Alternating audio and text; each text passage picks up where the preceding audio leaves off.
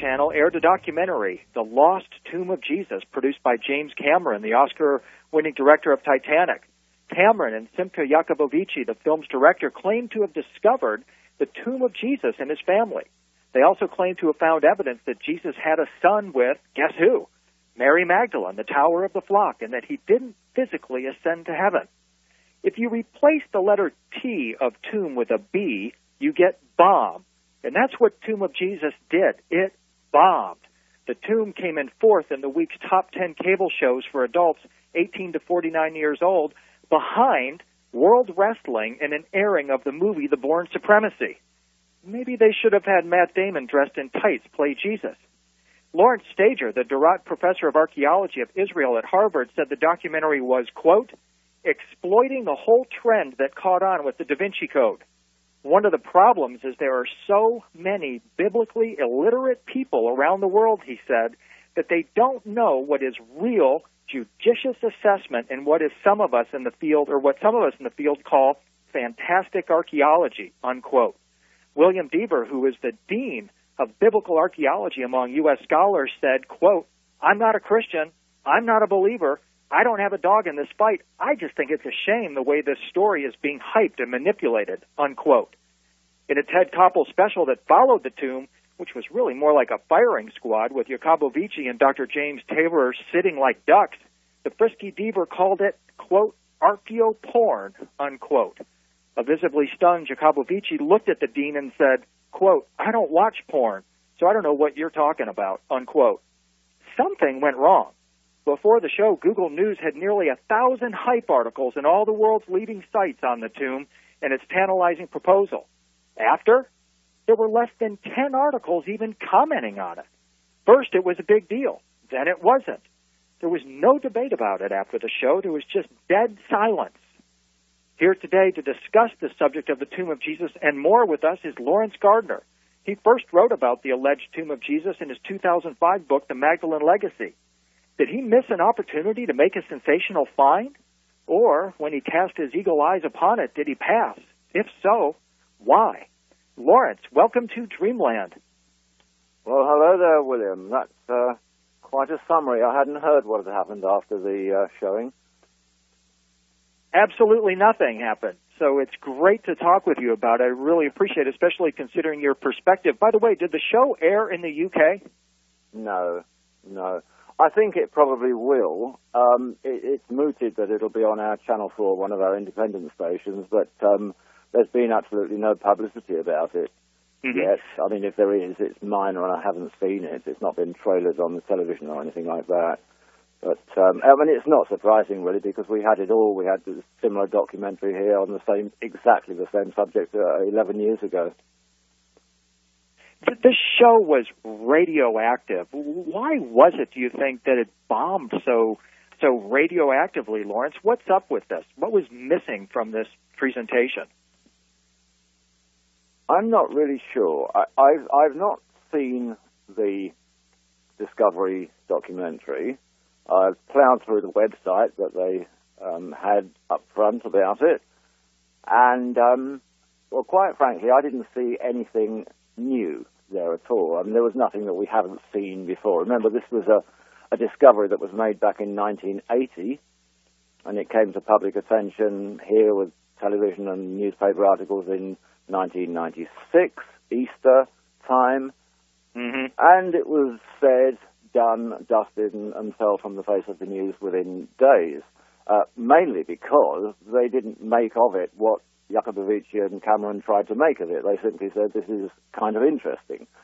I don't know why it would have bombed right now in America, because it did seem to me in the run-up that what was happening here was that they were taking advantage of the fact that the original show that we had here probably wasn't shown in America, and therefore it might have been a new thing entirely for an American audience, on the basis of which they probably thought it would gain big ratings. But as with all things of this sort, I mean, people fall into three categories. There is a large percentage, and I would suspect in America, maybe even a majority, who would take absolutely no notice and would denounce the concept from the start. At the other end of the scale, of course, you've got all of those people that would look for anything to perhaps discredit one religion or another, and this would have been good subject matter, but wouldn't necessarily have meant that they'd want to watch it because they weren't interested really. And in the middle, of course, you've got a whole load of people who couldn't care less one way or the other. Mm-hmm. So on that basis, it seems to me that on thinking about it in hindsight, the chances of a really big audience rating were probably pretty low before it went on. Mm-hmm. Laurence, we're going to have you back on Dreamland soon to talk with Jim Mars about your book, The Shadow of Solomon. If it's okay, I'd like to spend our time today talking about a few of the anomalies that were brought forward in the tomb of Jesus, because there were some very interesting points in that presentation, and also in the book, the companion book, The Jesus Family Tomb. One of the things that leapt off the page to me were some of the assumptions that were made. One thing that Amos Cloner, for example, was widely reported as saying was that this could not possibly be the Jesus family tomb. Why? Because everyone knows Jesus was poor. Is this true? Was Jesus just a poor son of a lower class family, a hip from the sticks who came to Jerusalem to thumb his nose at Roman authority, or is Amos Cloner making this up? I don't know. I mean, what Cloner's doing here, and what we have to respect, of course, is that, he is the Jerusalem district archaeologist. He's very well qualified in his field. I don't know that makes him an historical expert on biblical history or whatever, certainly Christian history, because he's Jewish anyway. So we have to let him off of that. No, there is nothing, actually, that I've ever found in the Bible or in any original text that suggests that Jesus' family was poor. I mean, it doesn't even come up one way or the other, so they might have been, or they might have been enormously rich. What tends to be the case is that this assumption of poverty comes from the fact that we do have in our modern English language Bible translations, and certainly those in other languages that have been translated from the English, this notion that Jesus was a carpenter. And it's from that, I think, that we get the impression that it was a lowly family. His father was a carpenter and he was a carpenter. But I mean, in actual fact, when one looks at the original texts which were translated in 1611 from the Greek and look at earlier other references in Aramaic and whatever, we don't find the word carpenter at all. What we find is the word tekton, which is a Greek word. It derives from the Semitic word nagar in older texts, and in both cases, what it refers to is a master craftsman, a craftsman of some sort. Now, what we find is that that's a word that could possibly have been attributed to somebody like a cabinet maker or a master builder, but it could equally have meant a learned scholar of some sort. They used to use the tekton name for teachers that we would today classify as professors in our universities. And so the family, could lay anywhere within that. Jesus' father and Jesus were masterly scholars, and that's really all that it meant. The carpenter was simply, I guess, a sort of English translation. Well, what's a craftsman? Oh, a carpenter, that'll do. We'll put that in.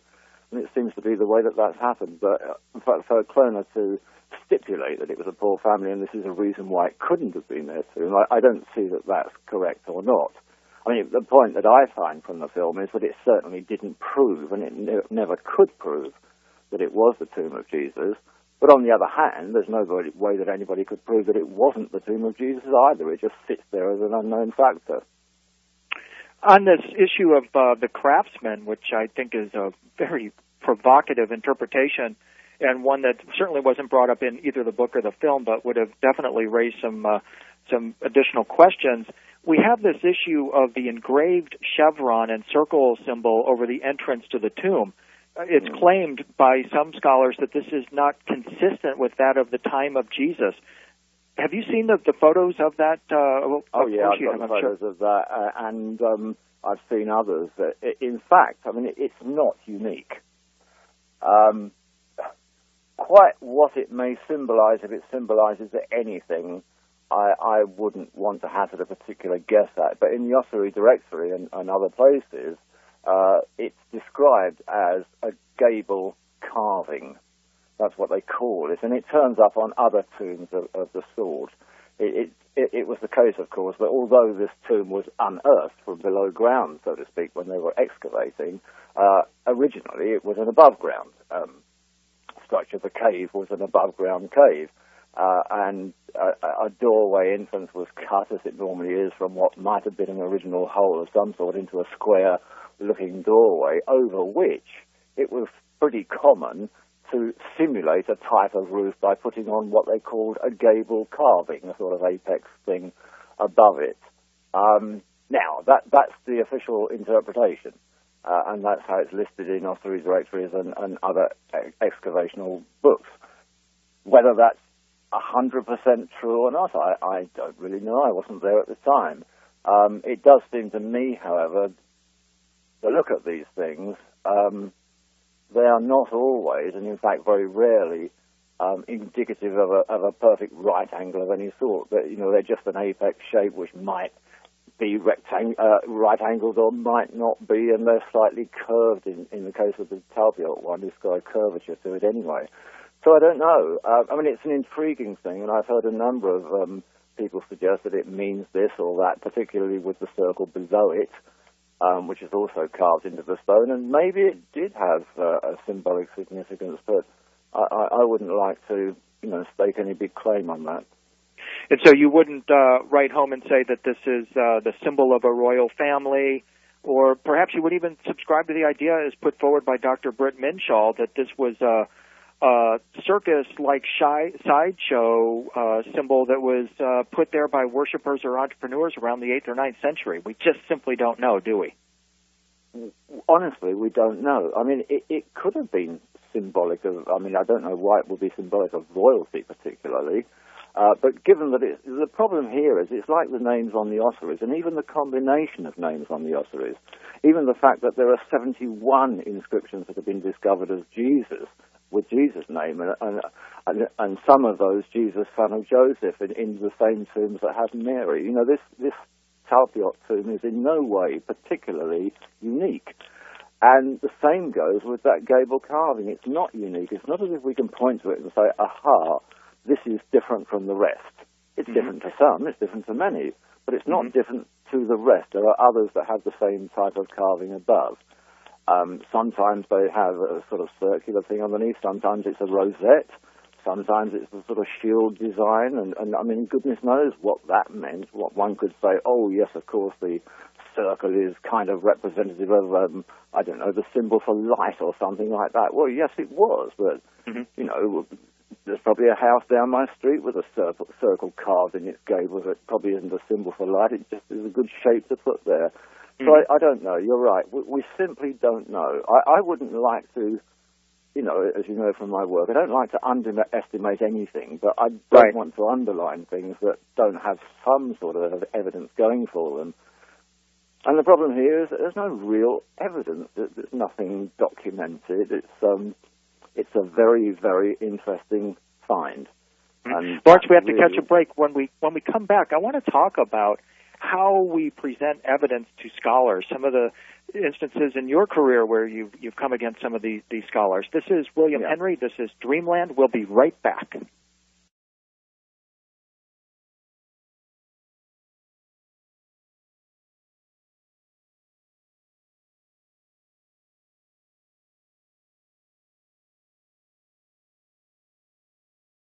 We're doing things a little differently on our commercial break on Dreamland this week. Things are changing is the reason, and changing fast. The planet Earth is changing fast, and you're going to find more and more of these radical and negative changes around you as time goes on. And that is one of the things we are all about, not in changing the impossible, because we can't. The aim of this website and the aim of this program is change. It is about learning what a being of light is, what resurrection is, and how we can use this information in ourselves in order to live through, beyond, and above the negative earth changes that are coming to us. This site is going to become a center of intention which we can all share over the next few years. This weekend, I will be chatting, and Ann will be chatting live with our subscribers from 10 to 11 on Saturday morning. That's Saturday the 10th. And for you subscribers who are listening to this later and missed that, you can always read the transcripts of the chat. They are up permanently in the subscribers section. Upcoming in the chat room will be Laurence Gardner. So do subscribe to keep this all going. We are featuring this week the Atomic Christ, William Henry's book on FDR and Nicholas Roerich's journey to Tibet to find out what they knew about beings of light. And there's a great sale on in his store as well. Plus, there is a lot about the electromagnetic nature of the soul in the key. Amazing stuff. So if you want to start to learn about this, then those books would be very good places to start. And why do we need to learn? What exactly is happening and what is changing? Well, we're moving from the age of Pisces to the age of Aquarius, and whoever laid these calendars down and the zodiac down, they knew what they were doing. The age of Pisces, during this age, mankind grew into a great big fish in the water. The water was the water of the life of the earth, and it sustained us flawlessly for thousands of years. Now it's failing because we've gotten to be too big. We are, in other words, at the point of birth. We are so big now that we must be born into the wider universe. We are not going to be building rocket ships to go to other stars. It doesn't happen that way. That isn't what it's about. There is a rocket ship, though. It is in your own heart, your own mind, and your own soul.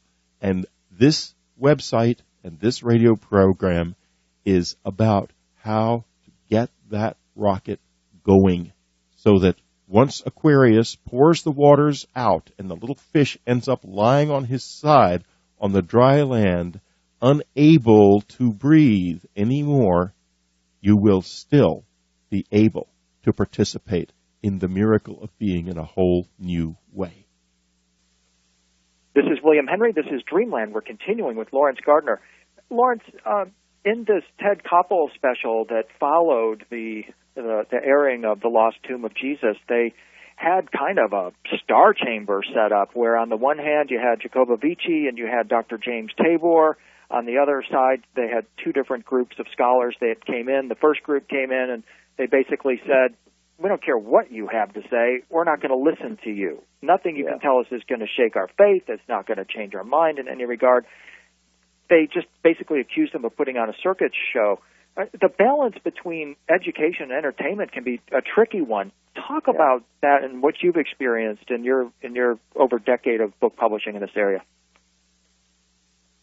I think the big secret of it, if there is a secret, and I didn't recognize it as that until it hit me a few years afterwards, is to try and approach the subject, whatever it might be, historically or religiously, in some sort of central manner. I mean, giving the impression that really you're not trying from the outset of this documentary to prove something in particular.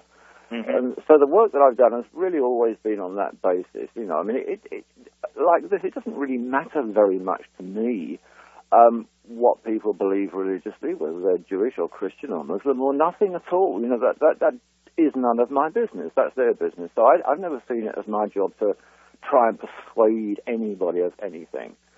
But what I do know is that in terms of history, religious history comes under that banner. We are never, ever looking at what we can determine to be the truth. It might be, but it might not be. I mean, the word history in the dictionary is described simply as a record of events. And so it's the record that is the history, not the truth of the event. And records vary. Even in daily news stories today, you'll find that one newspaper will report the same story as another, but its slant will be different because it maybe supports the other political party or something of that sort. And so what one tries to look for is evidence. And, of course, the best evidence is documentary evidence. And if one is talking about religious history, of course, the best documentary evidence to present is the Church's own documentary evidence. Mm-hmm.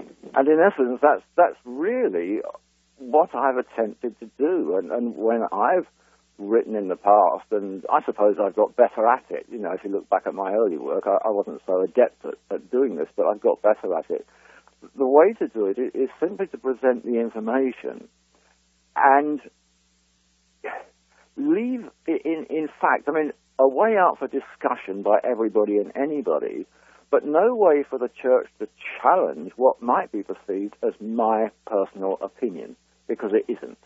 It's simply what somebody there at the time wrote and what was generally believed. And that applies, of course, to the Christian Gospels themselves, you know, or to the stories of Queen Boudica, for example. It doesn't matter. Somebody wrote this stuff and believed it at the time, and it was general knowledge. Now, if I find, as I have found, early documentation going back to the late 1st, 2nd, 3rd, 4th, and 5th centuries, all discussing the family of Jesus and descendants in the line and whatever, and if I can see that comes out of the Roman environment and comes out of actually documents that are held in the Vatican, not which I found in a cupboard of mine, then I can legitimately present that and say, well, look, what we are taught now is this, but what was written at the time was that.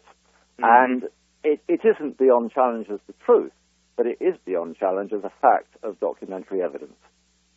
One of my pet peeves when watching documentaries like The Tomb of Jesus is the hokey way they portray Jesus and Mary Magdalene. And in fact, Ted Koppel commented on the recreations in the film. There was a very critical exchange. In fact, Koppel said, visual imagery carries a certain power that the spoken word does not. You have made recreations in which you show Jesus and Mary Magdalene. You don't say that it happened, but by depicting it, you lend a power to that theory that it wouldn't otherwise have. Jacobovici responded by saying, my job as a filmmaker and a journalist was to tell a story, and Koppel snapped back saying, but you dramatize. I'm not sure with most newscasts that would be okay. You dramatize. Here's what I'm seeing and what I wanted to ask you about, Laurence. At Mount Vernon, right now, in October 2006, they opened a new feature, a new film about George Washington. And what they decided there was that the old George Washington no longer appealed to the youth of America, so they created a film where they present a younger, studlier action hero, George Washington, and are calling this history. Yes. What is the difference between what they're doing at Mount Vernon and what Jacobovici's trying to do with Jesus and Mary Magdalene?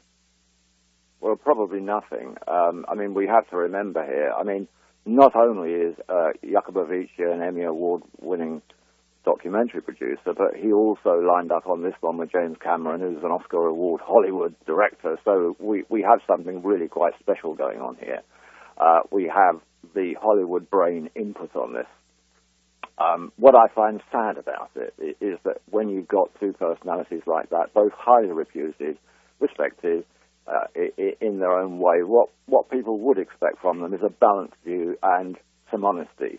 But what it seems was portrayed was something as if it was scenes from a Hollywood movie, which, of course, if it's fictional, can be made up. But, I mean, we see it so many times in movies. We've seen it with Braveheart. And I mean, all of these movies that seem to attempt to portray history and get believed, I suppose, by a large number of people as if they're the filmed story of the facts, end up being totally and utterly misrepresentative. And I just wish that sometimes that they would make it clear that this is a Hollywood image of it. It's not the truth. It's not the fact. It's not even the documented history. It's a story written around something and portrayed in a way that will be entertaining. I mean, quite often we get films like Rob Roy, for example, from a few years back, and from the beginning to the end, it was a thoroughly enjoyable film. I had no complaints about the production at all.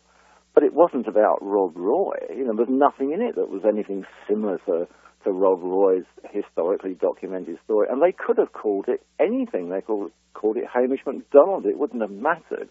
And I think sometimes what Hollywood attempts to do is to play to the the market really, by adding names to things that aren't necessarily what it's about, King Arthur or whatever it might be. And in this case, it's done the same thing. It's shown images of Jesus and Mary Magdalene. I've not seen it, but it would, by implication, have led people to believe, subliminally maybe, almost as if, well, there was a camera at the time and this is what really happened, and it has to be, portrayed with some honesty because it's coming from Cameron and Jacobovici, and I think that's unfair, actually. I mean, as entertainment, it's great, but I think it's unfair to mislead in that way.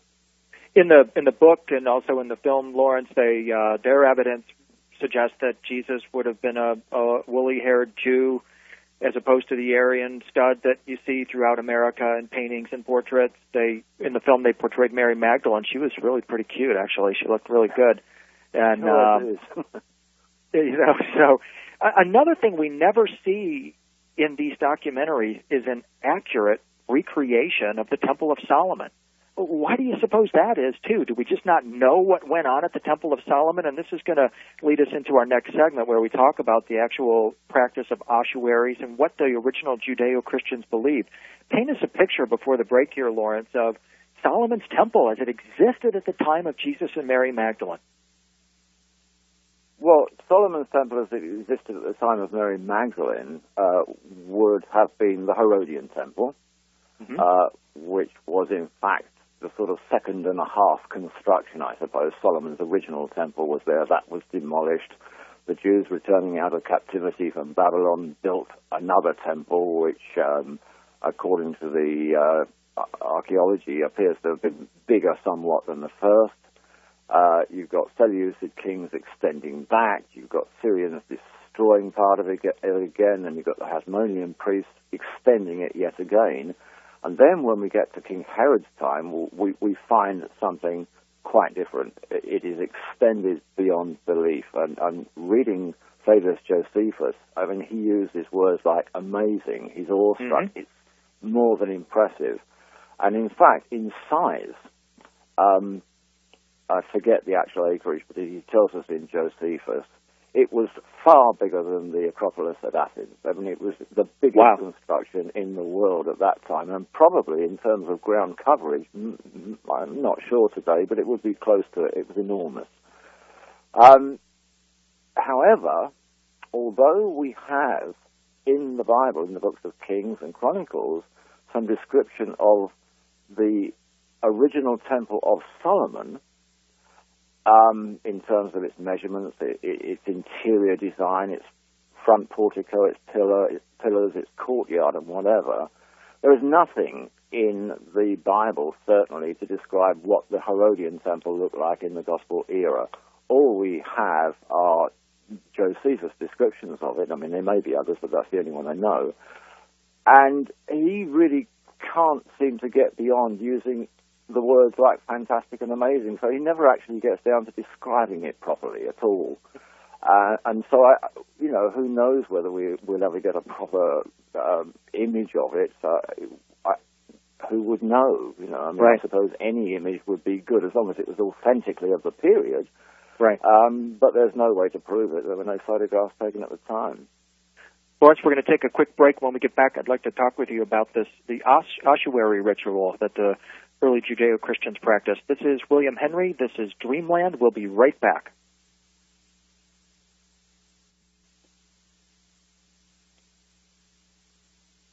This is William Henry. This is Dreamland. We're continuing with Laurence Gardner. Laurence, in the book, The Jesus Family Tomb, it's noted that the practice of second burial belonged only to the Jews of the Second Temple period. They wrapped the dead in shrouds, placed them in tombs, and returned a year later to rebury the bones in limestone ossuaries. What are your thoughts on that practice? Yeah, it's referred to as the Second Temple period. In actual fact, it seems to have started a little before not before the Second Temple, but before the Herodian Temple. So we're moving back probably into the late 1st, even 2nd century BC, and coming through to the destruction of Jerusalem and the collapse of everything in AD 70. So it's sort of within, let's say it's within a period of 100 years or so. Mm-hmm. Now, again, the only way to prove statements of the sort that you just mentioned is there are two ways of doing it. I mean, one either finds archaeological relics to prove a point and then dates them, hopefully correctly, and we're getting better at that, I suppose, as time goes on. Or the other thing is to find recorded evidence in the way of maybe pictures or something of that sort. The difficulty with that aspect of it is, although there are numerous pictures that emerged, certainly from the 2nd century, from the Christian community in terms of gospel time period practice, there's nothing really from the Jewish community. You know, they didn't portray people. It was pretty simple. So there are no really interesting pictures that come out of that period at all. It was forbidden to create images. You know, and man was in the likeness of God, and you couldn't portray God, so you couldn't draw pictures of people. And it's a shame, because from Egypt and Mesopotamia and everywhere else, we have a lot of relics that give us pictures of what went on at the time, even from the most ancient times in 3rd and 4th millennium Mesopotamia. We have these, but we have nothing from that period. What we know, and I say we advisedly because, you know, I'm not an archaeologist, but what archaeologists know is that the only ossuaries they've discovered come from that era. Mm-hmm. So it is pinpointed that ossuary practice was within that time frame. Now, whether something will be found either side of that at any time, I don't know, but it seems to apply to that Second Temple period. And it seems like such an unusual practice. I mean, and I wonder, I marvel at the pun between the word ossuary and Osiris, and I wonder if these early Judeo-Christians were somehow doing research in Egypt, learned about the story of Osiris being placed in a box or a tomb and raising from the dead, and if they're mimicking something they learned elsewhere. It could be. You know, I mean, the thing about Egypt, all that we seem to be told at any time, is that the important pharaohs and high priests and people were mummified. You know, so we learn a lot about mummification. We don't learn a great deal about ordinary Egyptian burial practice. And when they have found the remains of people who weren't mummified, they seem to have been buried in a pretty ordinary way. However, you know, you can rule nothing out, because you can never draw a line underneath all this, because if you do and you make a positive statement, then next week something is sure to be discovered to make you wrong.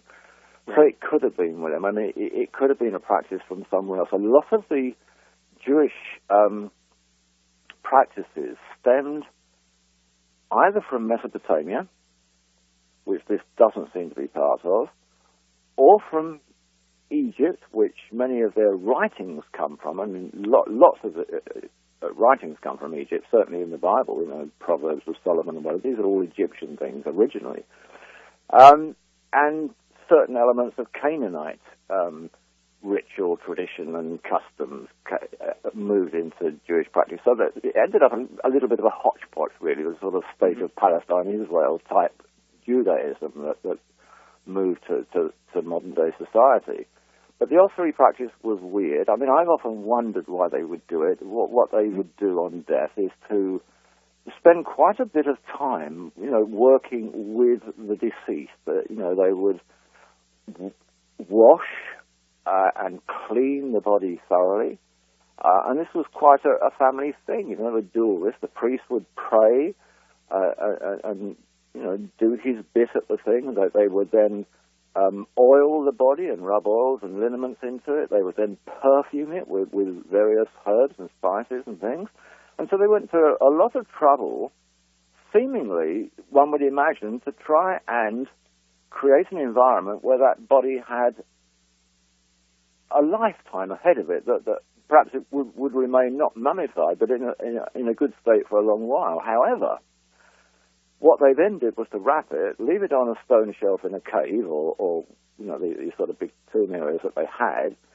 And it seems about a year later, when they unwrapped it, it was pretty much nothing more than bones. And that's a little bit odd, I find, because even a body laid in earth, just dug into plain earth, a year later, still has a bit more going for it than just bones. And yet this one is treated, washed, cleaned, and wrapped in linen, and yet it ended up being more than bones. So I suspect within this process of cleaning and oiling and whatever, there was something else that they were doing which was maybe enabling the body to rot quite quickly. So that in a year's time they would unwrap it, and then there's another ceremony, more prayers and this sort of thing, and they would gather all the bones together and sort of stack them neatly. Sometimes they left the skull with them, and sometimes they separated it entirely for a different shelf. And then they put these bones into these ossuaries, which were made of limestone mortar. They were sort of moulded things, or clay sometimes they were made from, and then put them into the proper sepulchre on a shelf or in a niche, or sometimes they stacked them, and that was the permanent place. And so what we have is, in the end, something which appears to achieve no more than space saving. Huh. You know, in the Jesus family put the body in tomb, an above-ground tomb, a bunch of ossuaries is better than a big coffin, you know. So they've achieved that, but quite what the true purpose was behind it religiously, I don't know. In the Jesus family tomb, they note that it was the early followers of Jesus who practiced this burial. They called themselves Ebionites, or the poor, as well as the Nazarenes. Who were these Nazarenes, Laurence, and what happened to them? Well, the Ebionites is Ebionites, in fact, it's a corruption, in effect, of the word Ebionim, which was an Aramaic term, and it was used by the Essene community at Qumran. In fact, they referred to themselves as the Ebionim. And in Christian terms, it was used mockingly in later times. Even Jesus was accused by the early church of Rome of being a practitioner such as the Ebionim and the Nazarenes who followed the wrong religion. So Jesus was actually accused by the Church of Rome for following the wrong religion. They said he was seemingly too Jewish for us. And that's why Jesus got knocked out of Christianity for quite a long period of time in the early days. But the Ebionim, it actually translates, as I'm told, to mean the poor, or poor ones. It doesn't really matter which, it's the same thing. However, it has nothing to do, never did have anything to do with them actually being poverty-struck. What actually happened was that through the community structure, as one went through degrees and moved towards the hierarchy, and within that process moved into various aspects of its priesthood, in accordance with learning and being instructed in what they called the way. You've heard of the way, most people have. It was their form of the religion. It was called the way. And as one approached the latter stages of the way, one became classified Ebionim. And what happened then was a little bit like monkish practice in the Christian church, I suppose. At that stage, to fully commit themselves to the study of the way, they had to give up ownership of all personal property. So what happened was that the man might have started off being rich, poor, or whatever, but at that stage, whatever property he had was his ownership of it was given up, and he became an Ebionite, a poor one. Laurence, we have to take a quick break. When we come back, I want to ask you about Mary Amney and the Gospel of Philip. This is William Henry. This is Dreamland. We'll be right back.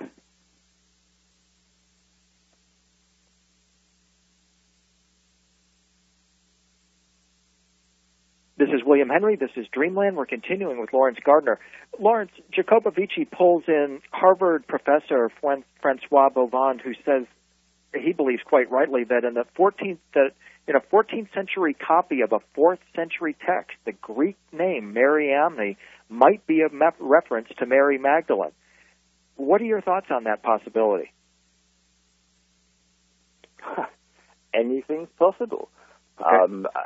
I don't know the text that is mentioned here, so I have no idea. But the fact is that the name Mariamne was which is one of the written, names on the ossuaries, I should say. That's right, yeah. It's also written Mariamne, Amne, which was the name of King Herod's wife, one of King Herod's wives. and in Hebrew it's Miriam. In Greek terms, although Mariamne itself is Old Greek, in Greco-Egyptian terms it became Mary. And so this name, Mary, Mariam, Miriam, whatever, is all the same. And so a name Mariamne turning up, Miriam, could just as easily be Mary Magdalene as any other Mary.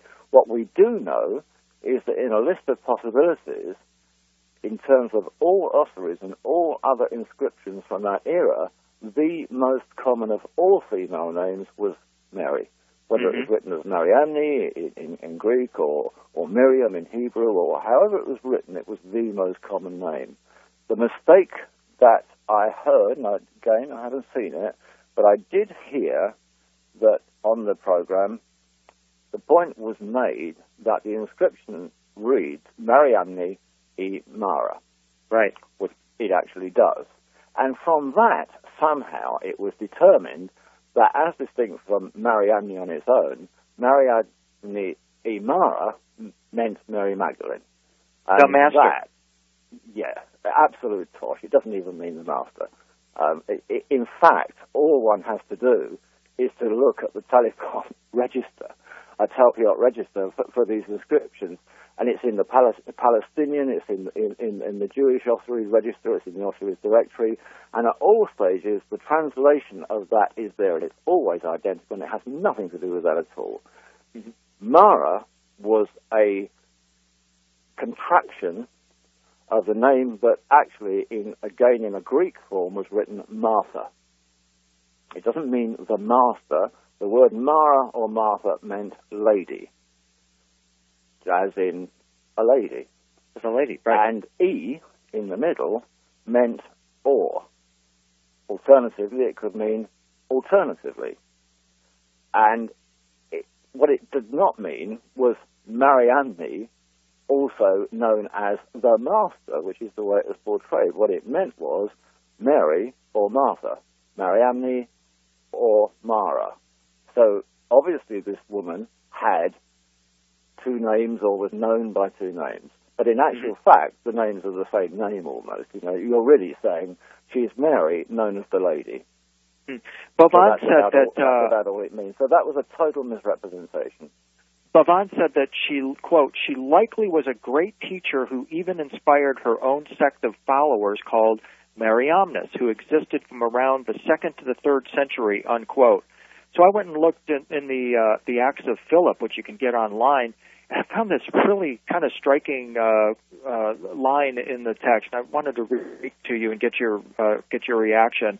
It says, quote, they stripped and searched the apostles for charms and pierced Philip's ankles and thighs and hung him head downward, and Bartholomew they hung naked by the hair. And they smiled on each other, the Roman persecutors, that is, as not being tormented. But Mariamne, on being stripped, became like an ark of glass, full of light and fire, and everyone ran away. Have you ever heard anything as strange as that Mariamne, on being stripped, became like an ark of glass, full of light and fire, and everyone ran away? Remarkable. No, I haven't. What text is this? This is the Acts of Philip. This is the text that... the Acts of Philip, right, yeah. Yeah. The one that... No. I mean, it's impossible to know what lies behind these things. It doesn't seem to matter who you look at, you know, what sainted figure or whatever from those times. All sorts of miraculous events surround them.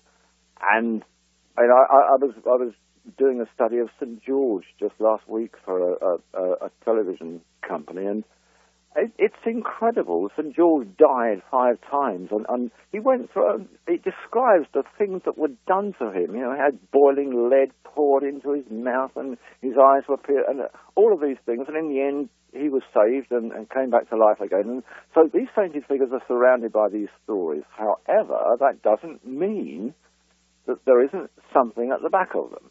In some instances, you know, the church didn't make up every single piece of, you know, fantastic literature that we read. What it seemed to do is to embellish greatly and exaggerate something which was there as a nub in the first place. And, you know, Mary Magdalene, you know, clearly when one reads Gospels such as that of Philip and Thomas and others, I mean, she comes forward, Pistis Sophia, for example, the Askew Codex, she was clearly extremely prominent and influential in that apostolic group. I mean, to the extent that she, you know, the men had a bit of a problem with her because you know, they didn't like the idea that there was a woman who had some sort of sway and influence over her. And so certainly she was different. And in the Gospel, I think it's in Philip, Jesus actually calls her, "Thou of the pure light." Now that's interesting when tied into what you just quoted from the Acts of Philip, you know, "Thou of the pure light." I mean, it's sort of intriguing. There was clearly something about this woman which was in some way transcendent. I don't know what it would have been, but I mean, she was certainly special in some way. Clearly, I mean, undoubtedly of a high priestly class, very knowledgeable, very educated, and was influential, but got really sidestepped in the Gospels that were chosen for the New Testament. And the reason I'm so intrigued by the statement in the Acts of Philip about Mary Magdalene becoming pure light, we might describe it, or the ark of light the ark glass full of light and fire, and that terrified people, was we have a description, or we're told rather, that the resurrection of Jesus happened. This is not something we can prove or disprove through archaeological or historical methods. It's really not something that the faithful or even care to question. They just accept that it happened. Yes. Yeah. How do we know it happened? Because the Bible says it did. Why do we believe it happened? Because those who preach from the Bible tell us that it happened. But my question is, respectfully, what happened when it happened? Have you considered that question, Laurence? Yes, I have many times. What strikes me as a little odd about it is that its biblical representation is somewhat different to the way that it is portrayed in church teaching. So we have to understand that, and that's the case in many, many things. You know, what we are taught is not necessarily what it says in the New Testament. The odd thing about the ascension, as it's called, is that the ascension is not mentioned in the Bible at all. The word doesn't get used. But there are two stories which tell us something kind of similar. And at the end of a couple of the Gospels, and I'm not sure off the top of my head, I think it's Luke's one of them, and another, following the crucifixion and the resurrection sequence, and Jesus has been to his friends, and Thomas has touched him, and we all know that he's alive and real and well, and they go off on this trip, and there are two stories. One is the supper at Emmaus, which after he was resurrected, he's got this supper. And so we have that story. And another story is a fishing trip, where he's on a fishing trip. Now, between those two stories, he ascends to heaven. On the road to somewhere, he ascended to heaven. And then the next thing, I forget which way round it is, but the next thing, he's on a fishing trip with the apostles. So that's kind of strange. And then we move from there, and we travel through what chronologically, following the sequence within the New Testament, is about 6 months as a period. We follow through about 6 months, and we get to the item in the Acts of the Apostles, and then it tells us the same thing there again, but in totally different circumstances. This time there are people around him, and the man in white appears, and the fellow called the Cloud is there, and he takes Jesus off to the kingdom of heaven. And then afterwards, again, a little while after, Jesus sort of says, well, that's okay, you'll be seeing me again in Samaria. And then later, we follow it through, and a bit later on, he's with them by the lake in Samaria. And so the odd thing is that whatever happened twice, on two different occasions, 6 months apart, in ascending to heaven, either was something which he was something which he did and came back from. I mean, on looking at the Dead Sea Scrolls and other literature, ascending to heaven actually is used in some cases to describe actually initiation into the priesthood. You ascend to heaven, you are initiated into the priesthood, which of course Jesus never was before that time. Mm-hmm. And then when we go to the book of Hebrews, St. Paul's epistle to the Hebrews, he actually describes that at that time, when Jesus was finally and ultimately admitted to the priesthood, there was a problem. Because he was born into the line of Judah, which was a line of kings. The Levitical line was the line for priesthood. Jesus was not part of that line. And to accommodate him within the priesthood of the kingdom of heaven, the law had to be changed. And so it seems to me, on a purely mundane sort of level, that what is being described here in terms of Jesus ascending to heaven, this is after the resurrection, is his admission into the community priesthood. Now that's how it works historically. That's how it works in a very matter-of-fact way, and there doesn't seem to be much doubt about that when you apply the terminology that was used at the time. Mm-hmm. But again, going back to Mary Magdalene, and I mean, even today, certain things about certain people make them very special. Jesus was obviously one of these very special people. And in those terms, we can go back to the oldest texts and we can come through to quite recent writings. You know, there are certain people who seem to have different ways of manifesting. And I don't understand it. I don't pretend to understand it. But there is a sort of transcendence. This could have been part of the story as well. Mm-hmm. But what we end up with is a Jesus that really we can sort of follow him through the Acts of the Apostles. He's in Damascus, he's in Samaria, he's here, he's there. And we don't actually get to the point where he dies. But clearly, apart from a transcendence, I mean, we're not presuming here, I don't think, that actually as a body of bones and whatever, he sort of ascended up into heaven. I mean, it was said that the cloud took him to the kingdom of heaven, but the cloud at that time, as given in the scrolls, was the leader of the pilgrims of the Essene community. It was the high priest of the patriarchal structure was called the cloud, and that was just Exodus imagery from the time that the cloud led the Israelites out of Egypt. And so the cloud is a person in that respect. It's not a cloud in the sky. So there's a mixture here, I think, of something very mundane, and something very earthly, and something very secular.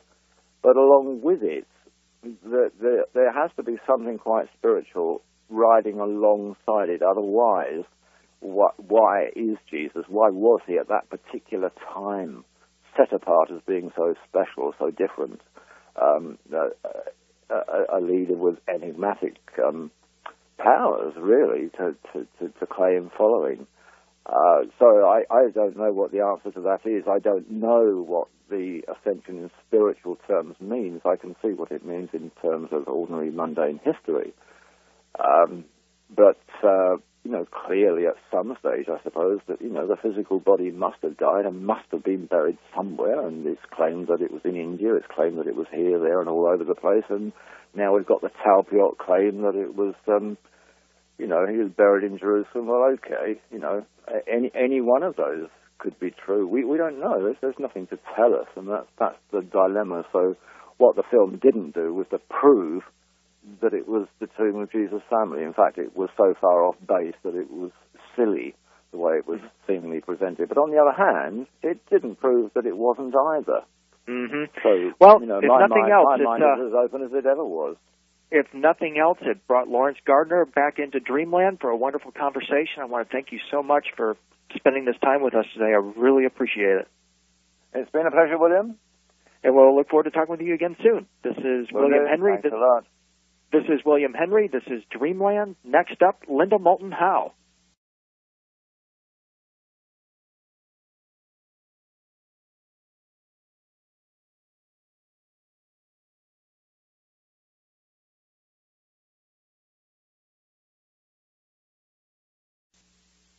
You're about to experience something that you just can't get elsewhere. Emmy Award-winning science reporter Linda Moulton Howe reporting on the absolute leading edge of science discovery and the true mysteries of the unknown. don't miss her website, earthfiles.com, the one science website that tells you the secrets and gives you the facts that others dare not, earthfiles.com. This week, she's reporting on zones of fear around UFO incidents, a most unusual and chilling report. Here she is from Albuquerque, Linda Moulton Howe. Thank you, Whitley. 40 years ago, in 1967, there was a huge UFO flash in the Ohio River Valley, including Point Pleasant, West Virginia. Residents there reported lots of unidentified aerial lights and silver discs, both day and night, along with strange flying creatures that resembled large humans with bat wings. That year, one of the most famous investigators of Earth mysteries was John Keel. He went to Point Pleasant to investigate and coined the term Mothman for the winged humanoids being seen flying in the air. John Keel wrote a book about his investigations entitled The Mothman Prophecies, published in 1976. In Chapter 7, he describes one night being on the trail of a creature with glowing red eyes who was seen by many but never photographed or caught. Keel was driving in rural country after midnight and reported, quote, "As I passed a certain point of one of the isolated roads, I was suddenly engulfed in fear. I stepped on the gas, and after yards, my fear vanished as quickly as it came. I continued to drive, eventually returning again to the same spot. And again, a wave of unspeakable fear swept over me. I drove quickly away from the place, and then I stopped, puzzled.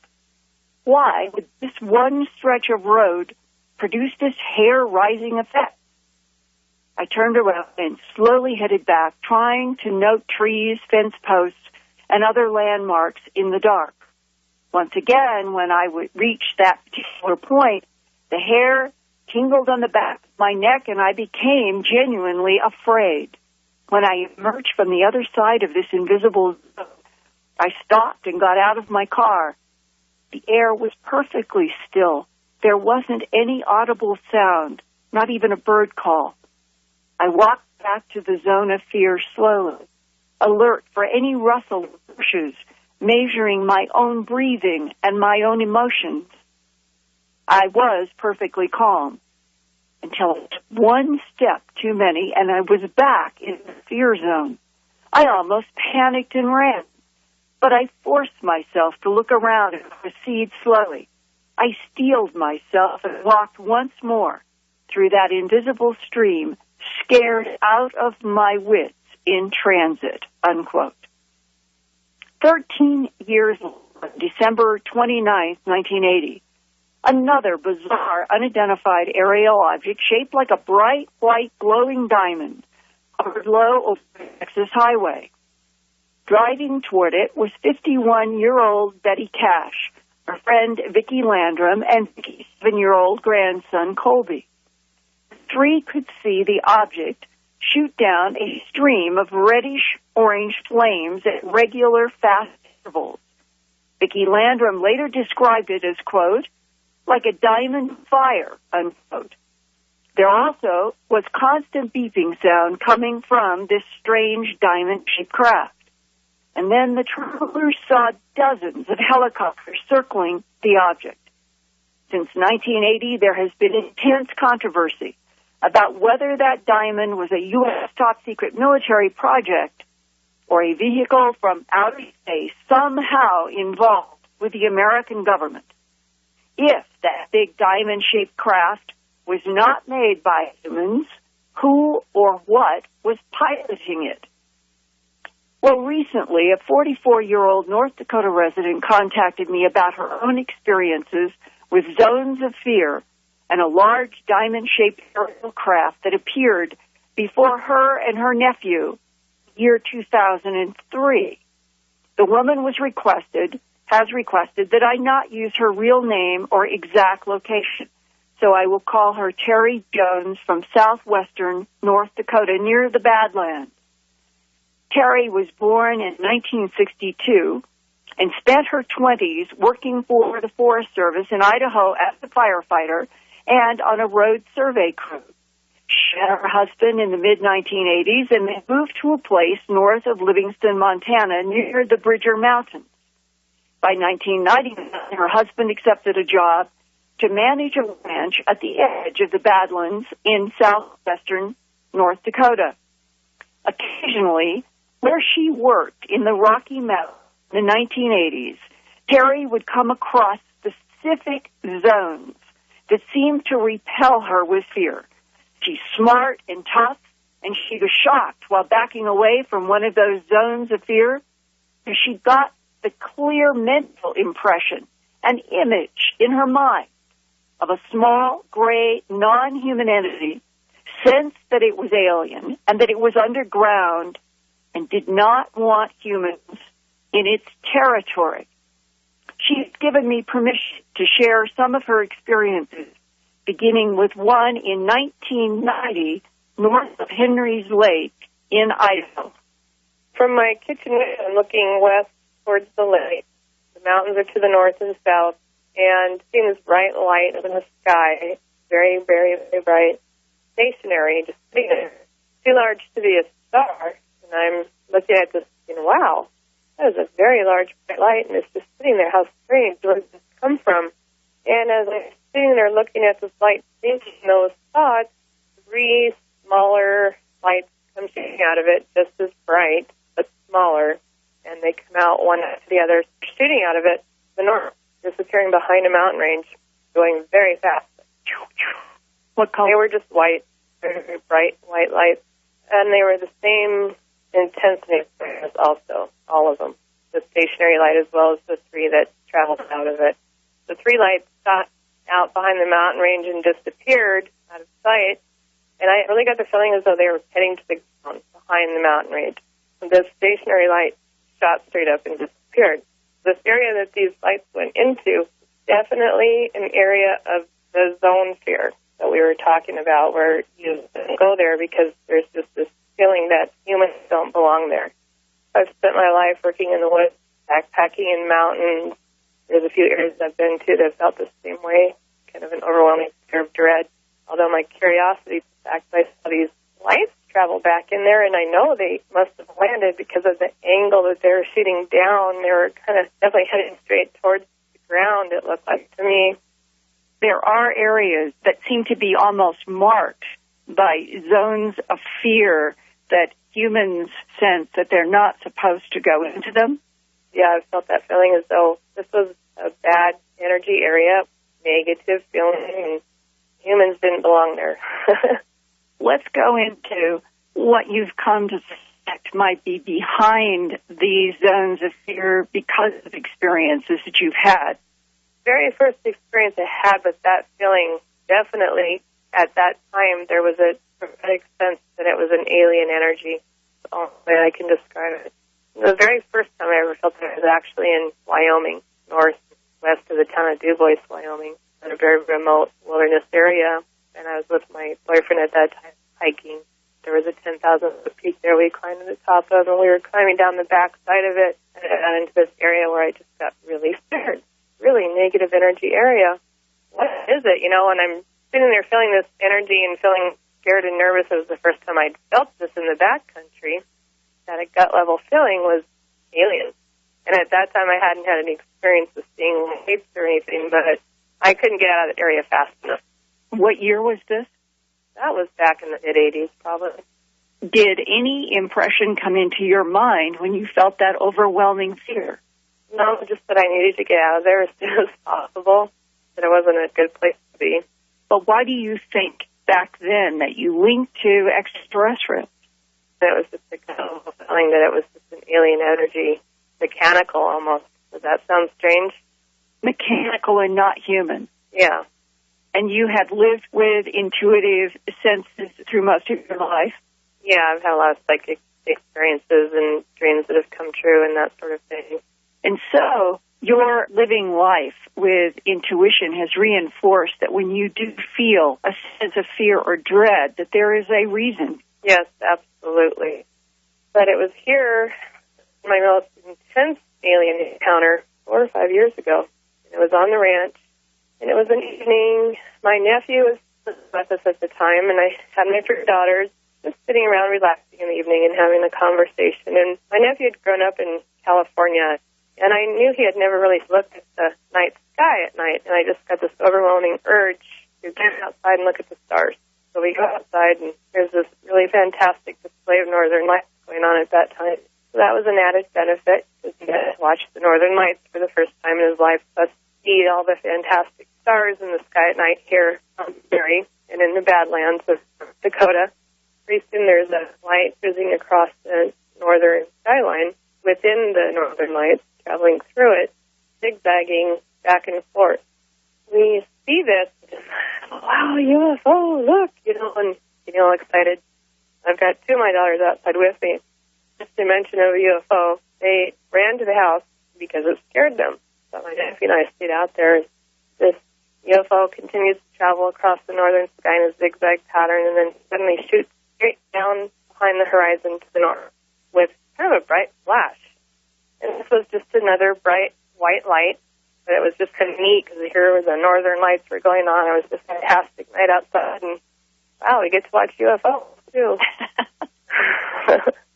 And pretty soon there's 3 lights up there, and they're all kind of dancing around in the northern lights. And this is just really a fantastic thing to watch.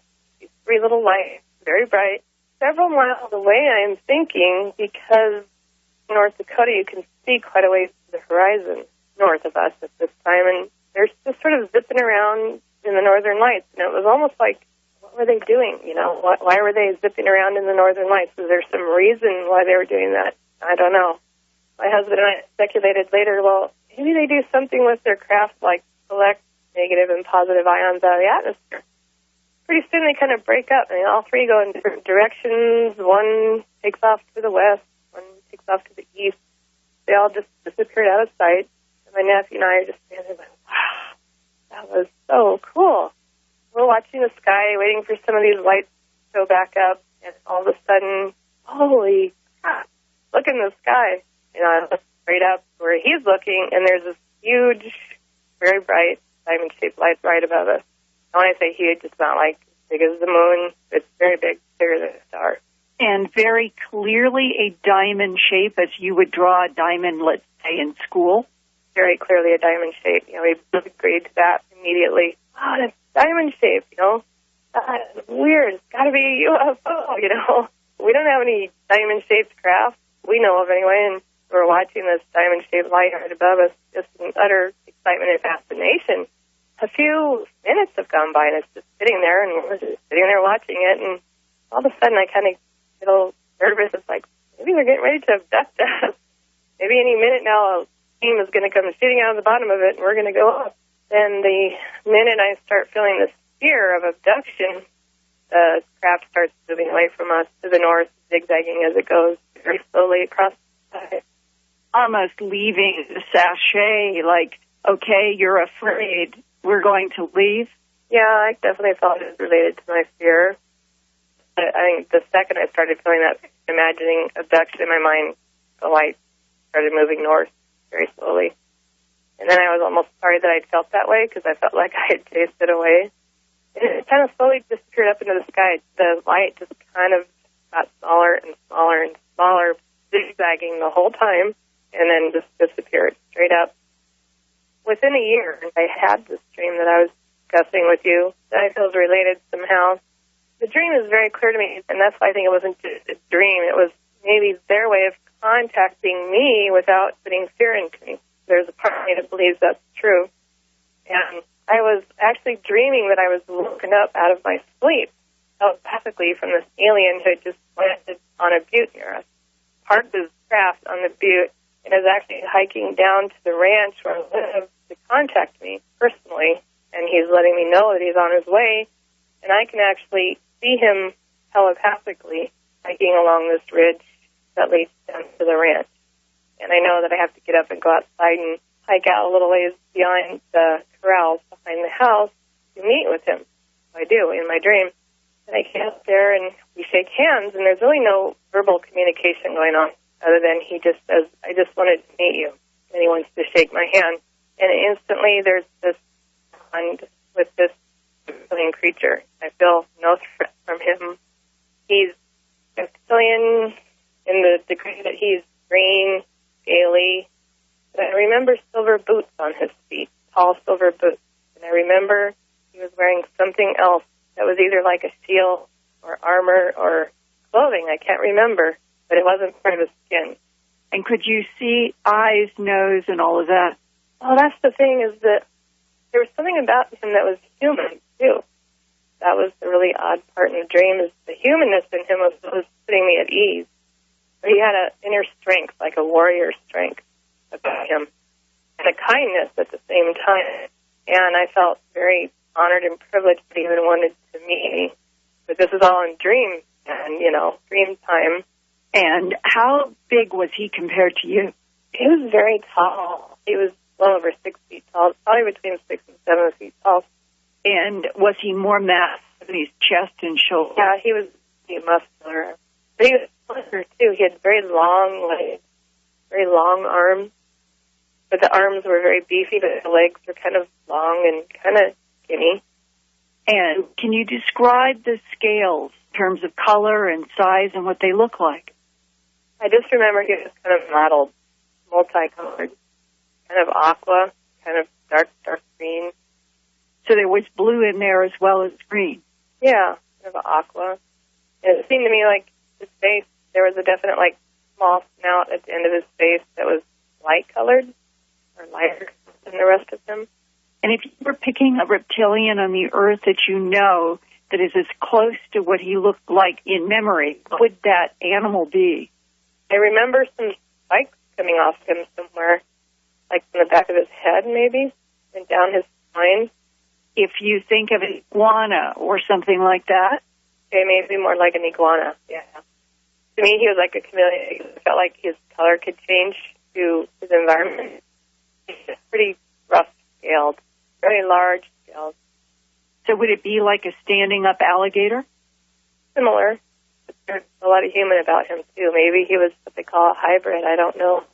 He was completely harmless, very gentle in nature, but yet he also had a great warrior, like to have him as an ally or somebody who looked out after you would be a good thing. I don't know.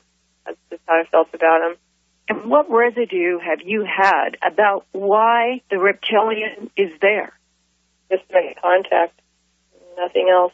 But what do you think the relationship is between the reptilian being and the non-humans that you have sensed in these zones of fear?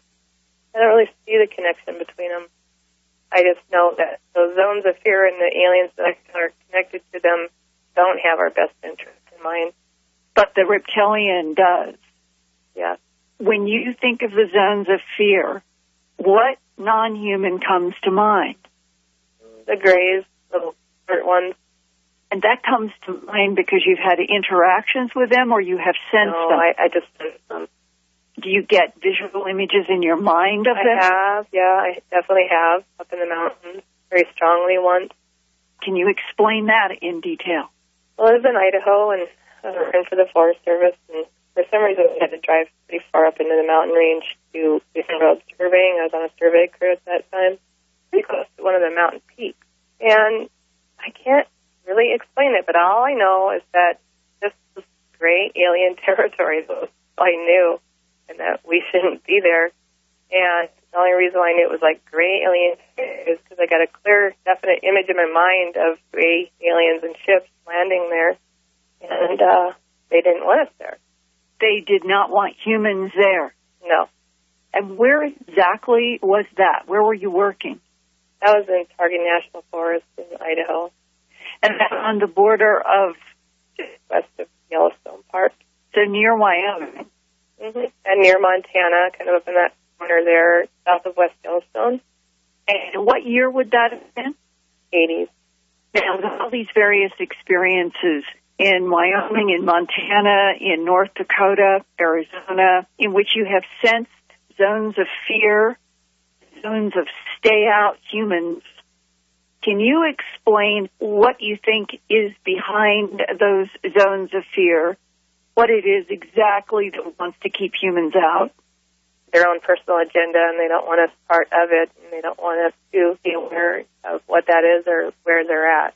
And you would place this as these little grays. Yeah, never really connected reptilians to any of that. Do you have any sense of what could be unfolding in the future? I've had a premonition about this butte where he landed his craft. Someday there will be several smaller crafts hovering over this butte, and at that time, there's a definite energy shift in the air. That's the only way I can describe it. And in your mind's eye right now, if you can think of the butte and you see the image that has come into your mind before, craft over that butte? Yeah. Like the sky is filled with craft? No, just like maybe 25 or 30, the air right over this butte. And what are their shapes? Saucer. And the saucers are associated with which type of non-human? Well, that's the part I'm not sure of.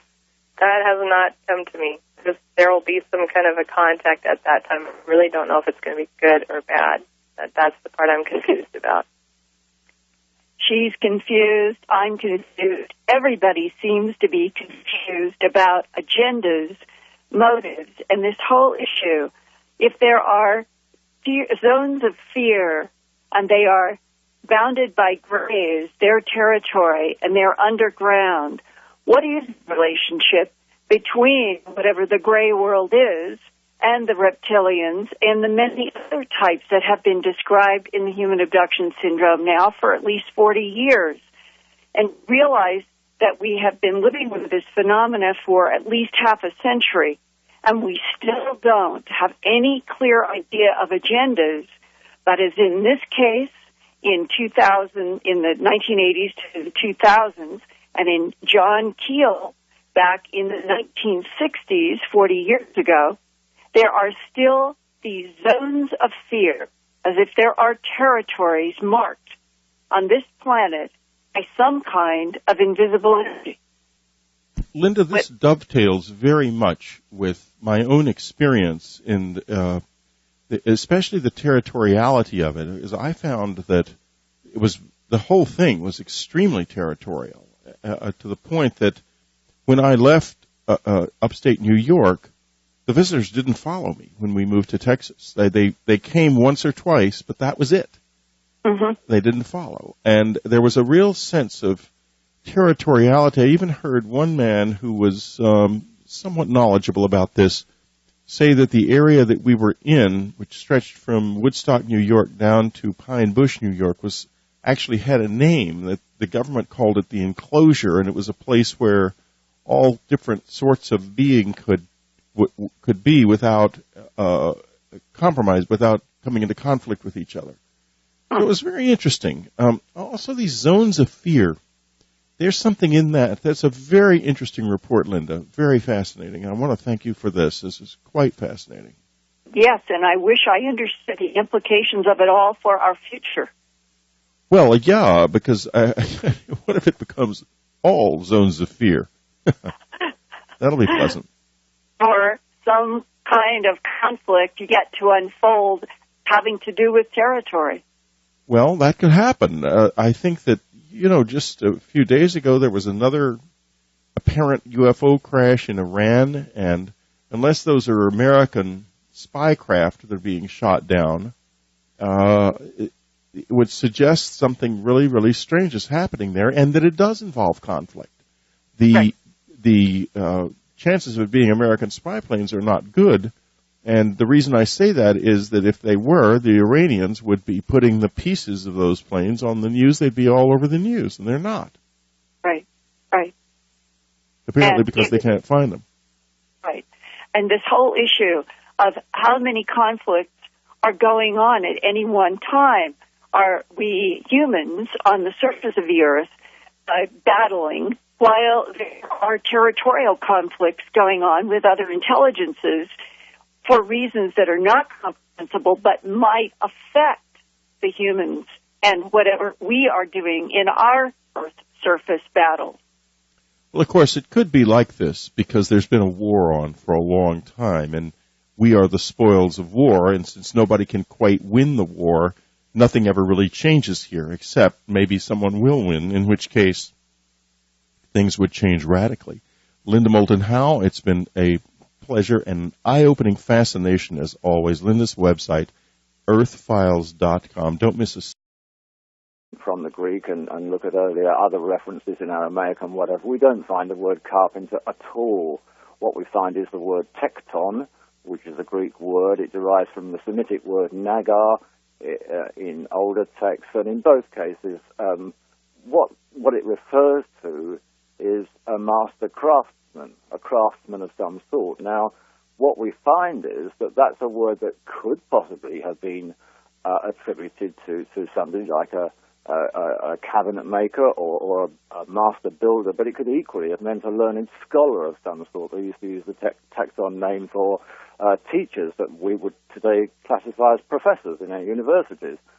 And so the family, could lay anywhere within that. Jesus' father and Jesus were masterly scholars, and that's really all that it meant. The carpenter was simply, I guess, a sort of English translation. Well, what's a craftsman? Oh, a carpenter, that'll do. We'll put that in.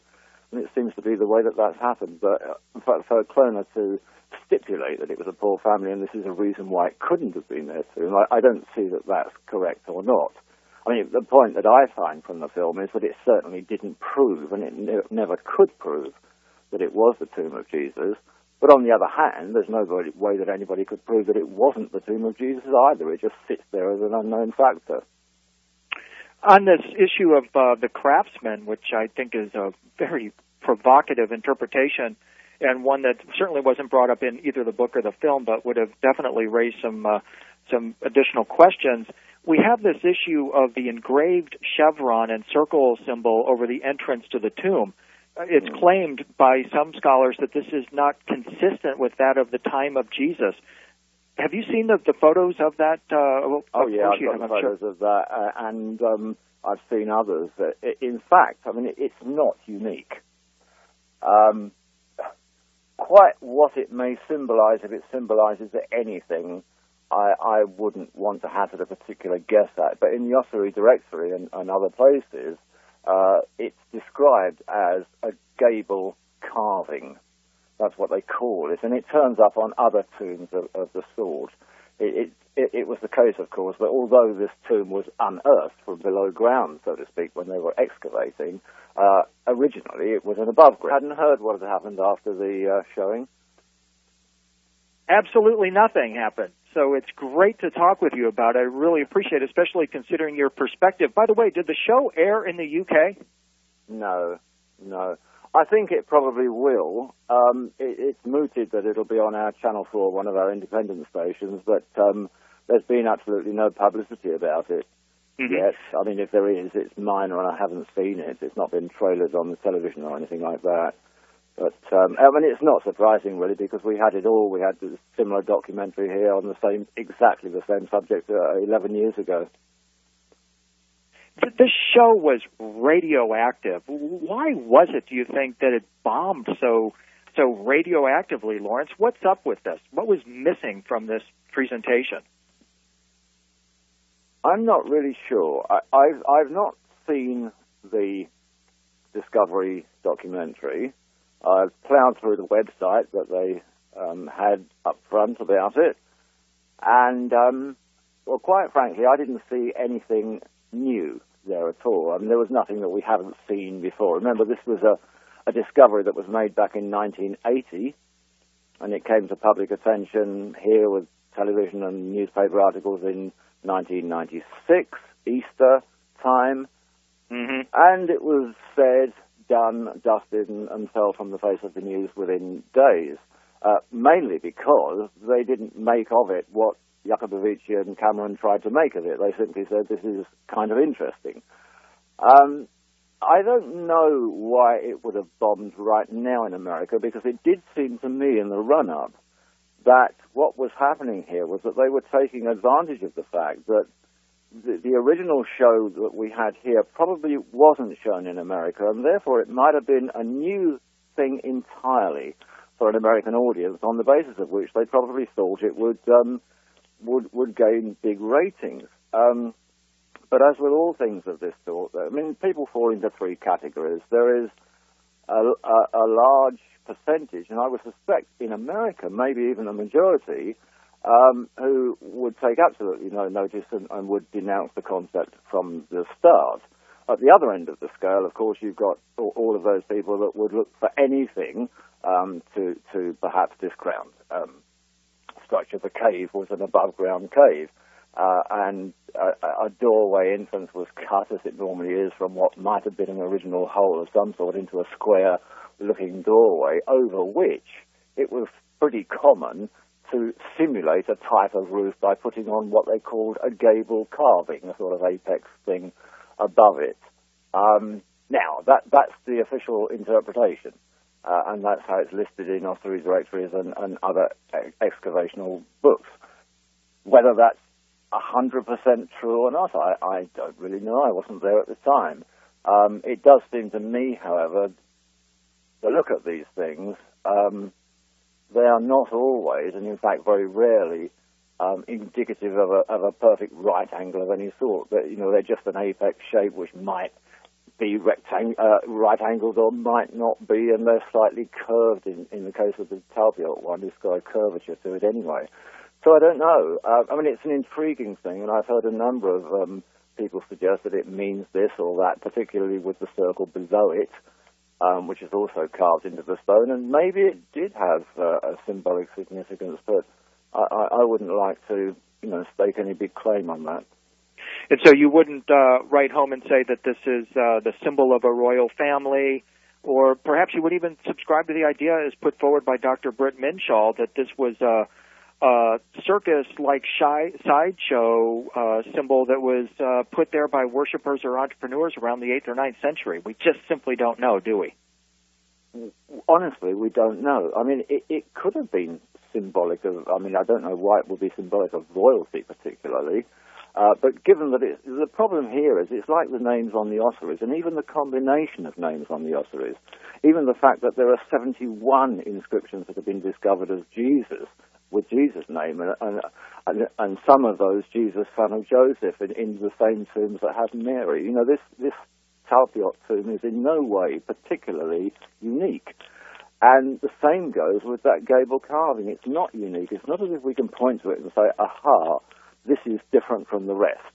It's different to some, it's different to many, but it's not different to the rest. There are others that have the same type of carving above.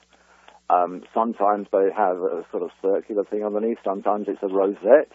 Sometimes it's one religion or another, and this would have been good subject matter, but wouldn't necessarily have meant that they want to watch it because they weren't interested really. And in the middle, of course, you've got a whole load of people who couldn't care less one way or the other. So on that basis, it seems to me that on thinking about it in hindsight, the chances of a really big audience rating were probably pretty low before it went on. Laurence, we're going to have you back on Dreamland soon to talk with Jim Mars about your book, The Shadow of Solomon. If it's okay, I'd like to spend our time today talking about a few of the anomalies that were brought forward in the tomb of Jesus, because there were some very interesting points in that presentation, and also in the book, the companion book, The Jesus Family Tomb. One of the things that leapt off the page to me were some of the assumptions that were made. One thing that Amos Kloner, for example, was widely reported as saying was that this could not possibly be the Jesus family tomb. Why? Because everyone knows Jesus was poor. Is this true? Was Jesus just a poor son of a lower class family, a hick from the sticks who came to Jerusalem to thumb his nose at Roman authority, or is Amos Kloner making this up? I don't know. What Kloner's doing here, and what we have to respect, of course, is that, he is the Jerusalem district archaeologist. He's very well qualified in his field. I don't know that makes him an historical expert on biblical history or whatever, certainly Christian history, because he's Jewish anyway. So we have to let him off of that. No, there is nothing, actually, that I've ever found in the Bible or in any original text that suggests that Jesus' family was poor. It doesn't even come up one way or the other, so they might have been, or they might have been enormously rich. What tends to be the case is that this assumption of poverty comes from the fact that we do have in our modern English language Bible translations, and certainly those in other languages that have been translated from the English, this notion that Jesus was a carpenter. And it's from that, I think, that we get the impression that it was a lowly family. His father was a carpenter and he was a carpenter. But in actual fact, when one looks at the original text, which were translated in 1611 from Channel, aired a documentary, The Lost Tomb of Jesus, produced by James Cameron, the Oscar-winning director of Titanic. Cameron and Simca Jacobovici, the film's director, claimed to have discovered the tomb of Jesus and his family. They also claim to have found evidence that Jesus had a son with, guess who? Mary Magdalene, the Tower of the Flock, and that he didn't physically ascend to heaven. If you replace the letter T of tomb with a B, you get bomb. And that's what Tomb of Jesus did. It bombed. The tomb came in fourth in the week's top 10 cable shows for adults 18 to 49 years old, behind World Wrestling and an airing of the movie The Bourne Supremacy. Maybe they should have had Matt Damon dressed in tights play Jesus. Lawrence Stager, the Durant Professor of Archaeology of Israel at Harvard, said the documentary was, quote, exploiting the whole trend that caught on with the Da Vinci Code. One of the problems is there are so many biblically illiterate people around the world, he said, that they don't know what is real, judicious assessment and what is some of us in the field, or what some of us in the field call fantastic archaeology, unquote. William Deaver, who is the dean of biblical archaeology among U.S. scholars, said, quote, I'm not a Christian. I'm not a believer. I don't have a dog in this fight. I just think it's a shame the way this story is being hyped and manipulated, unquote. In a Ted Koppel special that followed the tomb, which was really more like a firing squad with Jacobovici and Dr. James Taylor sitting like ducks, the frisky Deaver called it, quote, archaeoporn, unquote. A visibly stunned Jacobovici looked at the dean and said, quote, I don't watch porn, so I don't know what you're talking about, unquote. Something went wrong. Before the show, Google News had nearly 1,000 hype articles in all the world's leading sites on the tomb and its tantalizing proposal. After, there were less than 10 articles even commenting on it. First, it was a big deal. Then it wasn't. There was no debate about it after the show. There was just dead silence. Here today to discuss the subject of the tomb of Jesus and more with us is Laurence Gardner. He first wrote about the alleged tomb of Jesus in his 2005 book, The Magdalene Legacy. Did he miss an opportunity to make a sensational find? Or, when he cast his eagle eyes upon it, did he pass? If so, why? Laurence, welcome to Dreamland. Well, hello there, William. That's quite a summary.